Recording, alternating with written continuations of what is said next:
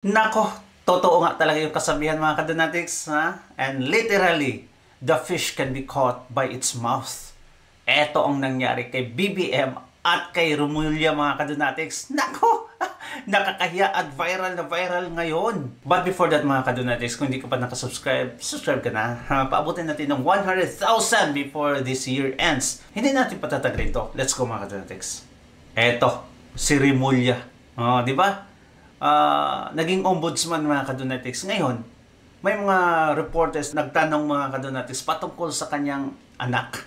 Ang nangyari, kasi kung hindi nyo pa alam, naulihan kasi yung anak niya mga kadonatics ng limpak-limpak na droga. Sa airport yan ha, sinundo niya yung bagahe na may droga mga kadonatics. At because yung tatay niya was the DOJ secretary at the time, so the case was dismissed. Ha? Ganan yung hustisya sa Pilipinas. Sabi nga sa kanta mga kadonatics, ang hustisya ay para lang sa mayaman. Eto, pakinggan natin. Yung mga anak ko, pinalaki namin yan ng asawa ko no, na sino pala napalaki? Na parang tatay nila nagtrabaho talaga. Kayo po ay from a family of politicians. Yung mga anak niyo po ay nakapwesto din po sa gobyerno. Paano naman daw po sir kung yung mga anak niyo po or part of the family, friends, kaalyado ay masungkot po sa mga issue po ng katiwalian? Paano niyo po haharapin? Yung mga anak ko, pinalaki namin yan ng asawa ko no, na maayos na tao. At alam nila na pag ang tatay nila nagtrabaho talaga. They know about it. Kaya hindi ako natatakot na meron silang gagawin na masama. Hindi ka natatakot, DOJ ka. Huwag kang matakot kasi anytime their cases can be dismissed. Oh, di ba? At ngayon na ombudsman ka na, ay mas malala pa mga kadonatics.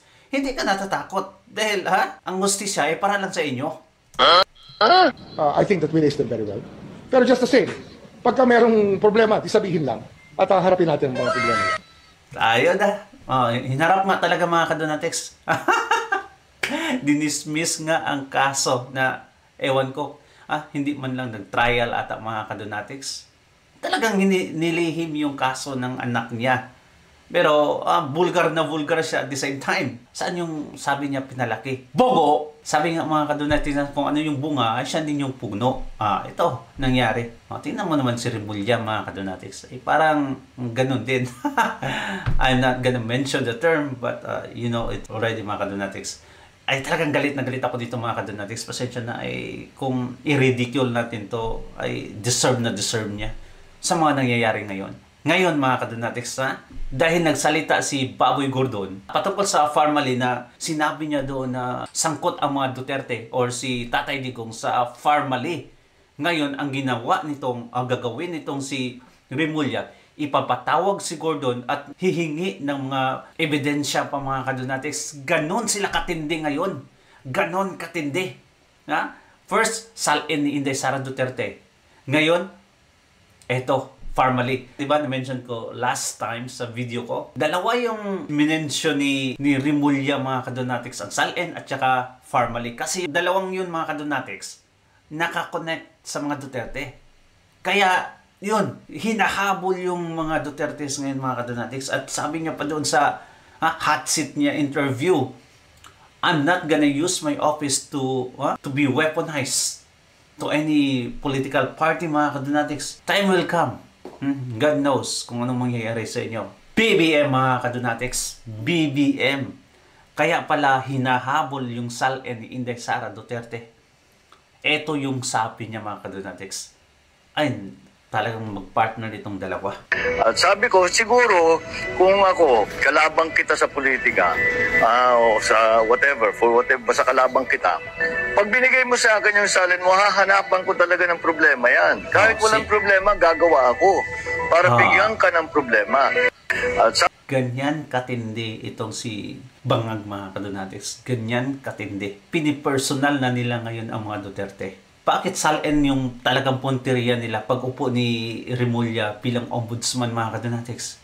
Dahil dito sa statement niya. So ganyan na ang ginagawa nila kay VP Sara. Ba't ganyan po mindset niya? Dapat ang kapakanan ng bansa po iniisip niya. Di ba mga kadonatics? Anong klaseng presidente to? I feel you mga kadonatics sa comment section. Kinanta na niya yung ginagawa niya kay VP Sara. Ay talagang kakaiba na yung galawan nila. Hindi lang obvious mga kadonatics, kundi obvious na talagang patatahimikin yung mga Duterte. May balak pa nga silang kasuhan ngayon mga kadonatics si Tatay Digong sa Farmally. May balak pa sila. Bakit daw wala ng foreign aid sa Pilipinas mga kadonatics? Before nag-explode itong flood control, corruption, at iba pang mga ehensya patungkol sa corruption mga kadonatics. Every time na may sakuna sa Pilipinas, may foreign aid yan palagi. Kaya Tatay Digong, ang daming foreign aid na natanggap ng Pilipinas. Nagtataka ba kayo mga kadonatics na wala man lang foreign aid? At least, after na-expose itong mga katiwalaan?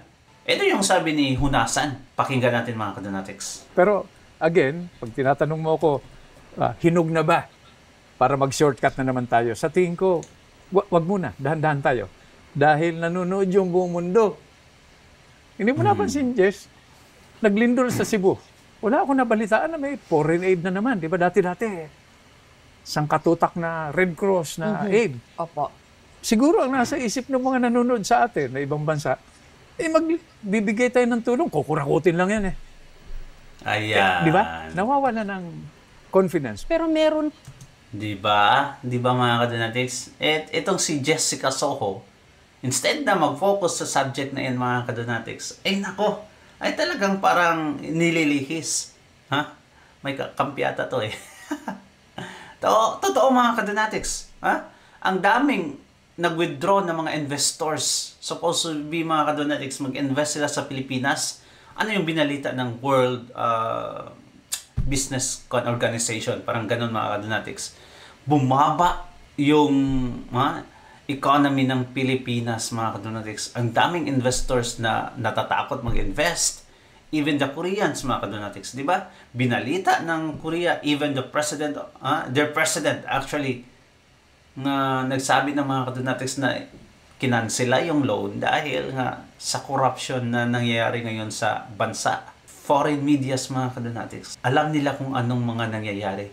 Kung isa-search mo mga kadonatics, foreign media about corruption sa Pilipinas, ay talagang ang daming nagbabalita ngayon. The recent incident, yung kay pamilya ni Gretchen Ho. Di ba? Norway ang layo mga kadonatics. Pero, tingnan nyo, updated sila sa nangyari ngayon. Sinong nakakahiya? Bilang presidente mga kadonatics, tapos i-reject yung palitan ng peso to dolyar, ay talagang mga kadonatics, kung ako ang presidente, mahihiya talaga ako. Pero tikom ang bibig ni BBM, wala siyang ginawa ang mga kadonatics. Parang patay mali talaga yung presidente ngayon. Ganyan katindi sila mga kadonatics, ay talagang wala na silang pake kung anong mangyayari, basta makapagnakaw lang sila. Anong masasabi ng kalapit bansa natin mga kadonatics, ay wala na yan sa kanila. Basta makakurakot sila. It's so saddening mga kadonatics because we are seeing little by little the destruction of the Philippines. Nakakalungkot dahil itong mga kumag na to yung dahilan. Kung mga retired na mga military officers, in fact, na-interview ko yung ilan sa kanila who were near the People Power Monuments, dun sa Gate 4 ng Aguinaldo. And they were advocating for the Chief of Staff to withdraw support. In fact, may tarp po sila nakalagay, General Browner, withdraw support from the government, which could trigger something else, like what happened in EDSA DOS. Anong palagay niyo ho doon sa moves nila na yon? Nitong mga retired generals and retired other officers? Tignan natin kung maniwala sa kanila yung Chief of Staff. Kung sumunod, kung ma-impluensya na nila. Di ba? We have to wait and see. Are the issues clear enough to warrant a withdrawal of support? Ngayon, sige, withdraw of support. And then, what? Ano na? Withdraw support. Tapos, balik tayo dun sa katanungan ko. Hindi lang sino ilalagay mo, di ba? Kundi anong sistema? Di ba? Ano yan? Transition government, revolutionary council. Yun ang mga pinag-uusapan ngayon, di ba?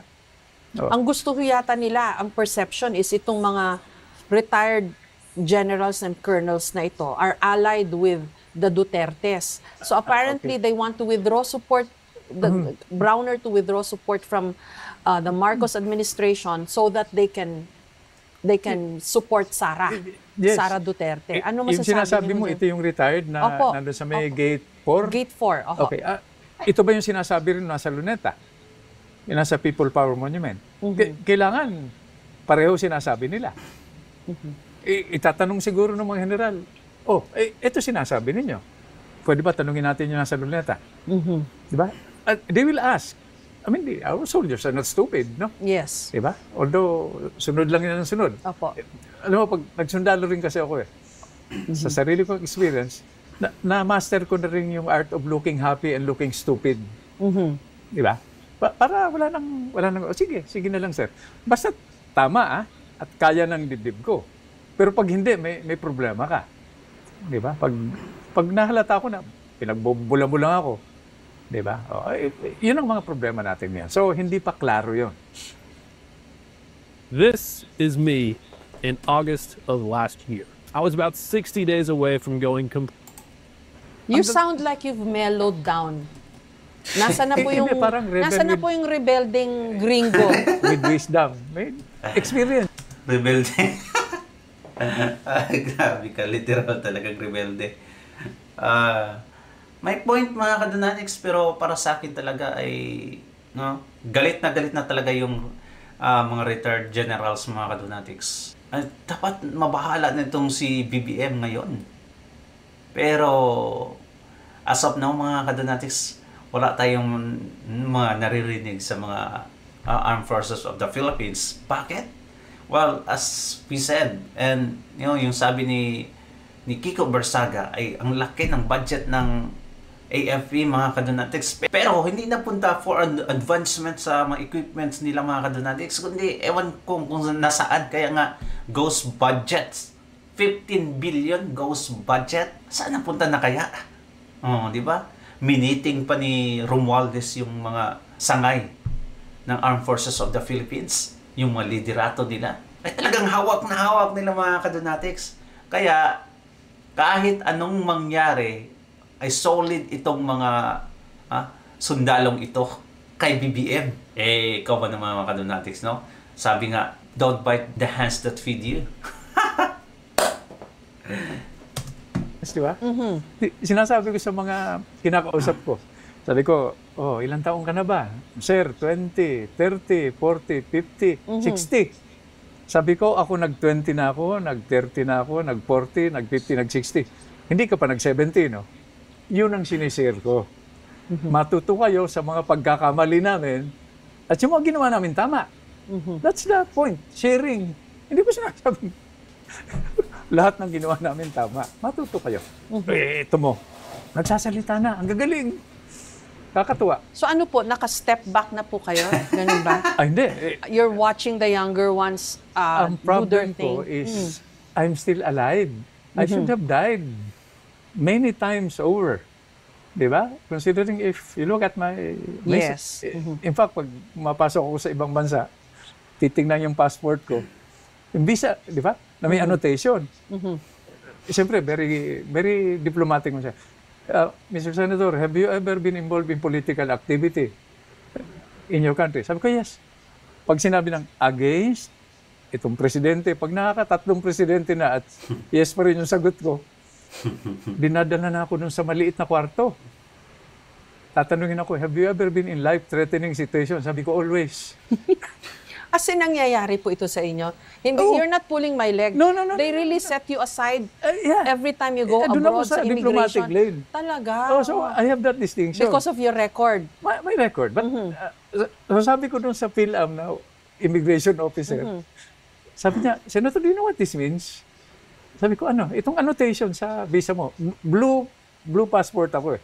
Di ba? Sabi niya, this means that the government classifies you as an international terrorist. Hindi ko alam kung matutuwa ako o... Pero, sir, do you ever wonder about the what might have been given kung anong nangyayari sa ating bansa ngayon? And do you look back na you had the chance in 86 and after to have been the one na i-correct yung mga mali sa ating lipunan. Do you just do you not me wonder? personally, Yeah. Because But your remember, group, yes, your generation. because we were only soldiers, no? We looked up to the better judgment, discretion, and wisdom of former Senator, now Secretary Enrile, the late President Ramos. No? We looked up to them.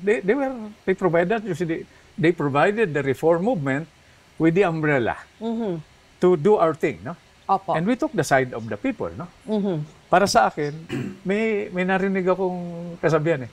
You know, we Filipinos, if you look at our history, we never miss an opportunity to miss an opportunity. To us, looking back, no regrets, always lessons learned, no? Always miss the opportunity. Sabi nga nila, what opportunities do you lose? Martial law. Ano nangyari sa martial law? Nagkasakit si President Marcos Sr. Di ba? The EDSA revolution. Sige. Ano pa nga mangyayari kay senior mga kadonatics? Ay, kay junior. Ano kayang dapat mangyayari sa kanya? Magkasakit din? I don't know. Let's wait mga kadonatics. Kasi lahat naman talaga may karma. Kung hindi ito madadala sa peace rally or something else, ay talaga mga kadonatics, there's always God's providence sa lahat ng mga nangyayari. It is God's will mga kadonatics na ay talagang hanggang dito na lang. We will know it. We will know it mga kadonatics. 86. And of course, people power, no? The insurgency, which brought to light problems and the root causes of these problems. Sir, anong maisasagot nyo naman dun sa mga magsasabi? Yan naman si Gringo, magaling lang magsalita, pero ilang beses niyan sinubukang patumbahin ang gobyerno ng Pilipinas. At least, tumayo ako. Kayo, nasa likod kayo ng laptop. Di ba? Panayang comment niyo, like. Di ba? May emoji pa. Nung mga panahon, hindi lang ako, no? Tumayo kami. Di ba? Tumindig kayo. Tumayo kami. Husgahan mo na kung mali kami o hindi. Sabi mo, power grabber, kudeta, di ba? Ipagpatuloy mo yung pagbatikos mo. Okay? At pag itong Pilipinas natin, na pagkaganda nga, lumubog sa Pacific Ocean, kasama ka. Kung naman yung kami lang, kasama ka. So, those are the people worth consulting for an opinion or action. Pag meron ka lang, you do not exist in my universe. So sabi mo lang, co-platter, o natalo sa eleksyon, sour graping lang. Pero tumayo kami nun. Ikaw nasaan ka nun? Ito. Saan ka, Jessica? Itong nangyayari. Ano? Saan ka, Jessica, that time? Diba? Kami nun, tumayo, lumiig. Diba? And we risk not only our careers, no? Our family, our lives. Diba? Kaya nga sabi ko, overdue na ako eh. Wala pa naman akong boarding pass, pero yan. Sir, unahan ko lang yung mga mambabash sa inyo, ha? I'm sure sabihin nila, si Gringo dadanan dada. Pero siya rin ang dahilan kung bakit na-setback ang Pilipinas after EDSA. Kasi sa dami ng mga panggugulo na ginawa niya. Ano yung sasagot niyo po doon? Hindi, firing squad niyo ako. Kung ma-restore yung death penalty. Ngayon, pag kayo ang nagkamali, firing squad ka rin. Pwede ako mauna, okay na. Di ba? Balang ko na yung pakiramdam ng tinatamaan eh. I will assume responsibility. Di ba? Pero you better be prepared to assume responsibility. Unless hanggang dada ka na lang. Madaling mambas, di ba? Di ba, ang dali. Sa likod ka ng wala kang magawa, madaling araw, di ba? Pero parang ang daming major reset ng kailangan natin sa bansang to. Major talaga. Pero, yes, hindi. Yun nga sinasabi ko, madaling maubos yung pasensya. Lalo na kung, di ba, mga kabayan natin kumakain sa basurahan, di ba? Madali, di ba? Pero isipin mo, tayo, 120 years old lang. Ang Amerika ay 250 years old. Yes. Ang UK, without a written constitution, is 1,000 years old. Itong kapitbahay natin, China, is 5,000 years old. Yes. Ano ang pwede nating maranasan na hindi naranasan itong mga mas matanda kaysa atin? Pero sila may bagyo. May corruption din. Paano tayo umabot? Ang hirap na nga natin. Kinurakot mo pa yung flood control. Nakakainis talaga. Yun lang, huwag tayo maubusan ng pasensya dahil pag nag-usap yung sundalo at yung nagrarally, ang tawag doon, critical mass. May sasabog. Yun ang iwasan natin. When you look back, Sir, Colonel, Senator, Secretary Onasan, sa buhay nyo, ano sinasabi niyo po sa sarili nyo? Tinatanong nga ako, how would you like to be remembered considering that you were a public figure? Sabi ko, I would like to be forgotten. Di ba? And be remembered more for the causes I was identified with. Yung mga apo ko, mga anak ko, siguro tatanungin down the line pag wala na ako sa mundong ito, no? Sino ba lolo mo? Sino tatay mo? Babanggitin yung pangalan ko. Alam mo maging reaction, Jess? Kaya pala. Double-edged yun, ha? Kaya pala mabuting kang tao o kaya pala may factory defect ka dahil yung lolo mo Bakit naman? Hindi. So our children are our legacy. Worth ba lahat ng ipinaglaban nyo, given where the country is now? Ay, oo. Sa tingin nyo po, worth lahat yung sakripisyo nyo? Lagi kayong nagtatago noon. 2 beses ko kayo in-interview na nagtatago kayo. Hindi. 2 beses din ako nakulong. Okay, yung unang beses, barko. Opo. Army ako. Akala nila hindi naintindihan ng mga Navy yung pinaglalaban. Ay, sawa na Diyos. Tumakas ako. Kasama ko yung mga gwardiya ko na Special Forces ng Navy. Kaya namin kunin yung barko noon, Jess. Hindi ko lang alam kung saan ko ipaparada dahil flagship ng Philippine Navy. Saan ako kuha ng kumot na pantakip doon? Pangalawang beses, grinanta ko ng bail. So, 2 beses. Pero, going back to your question, worth it lahat yun. Sulit. Pag nakikita ko yung bansa natin, di ba? In its current state, sabi nyo, sulit lahat ng sakripisyo nyo? Hindi. Pinakikita ko, sulit ito, pero magtrabaho tayo. Ha?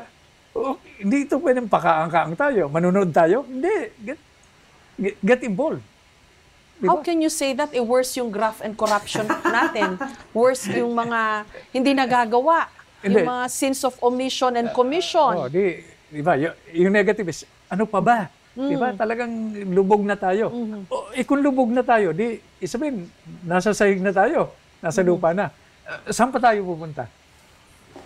Pataas na. Diba? No way. Law of physics yan. Sabi nga nila, when you are at the bottom, mga kadonetics, the only way is go up. But when you are at the top, the only way is to go down. Ay, nako. So, what do you think, mga kadonetics, ha? May sense ba yung mga sinabi ni Gringo Honasan? Actually, in-endorse ito siya ni Tatay Digong bilang senador, pero hindi siya nanalo, mga kadonetics. What do you think? Okay ba, mga kadonetics, yung mga pinagsasabi niya? And thank you so much, mga kadonetics, and don't forget to subscribe and like this video. God bless you at ingat palagi. Bye-bye.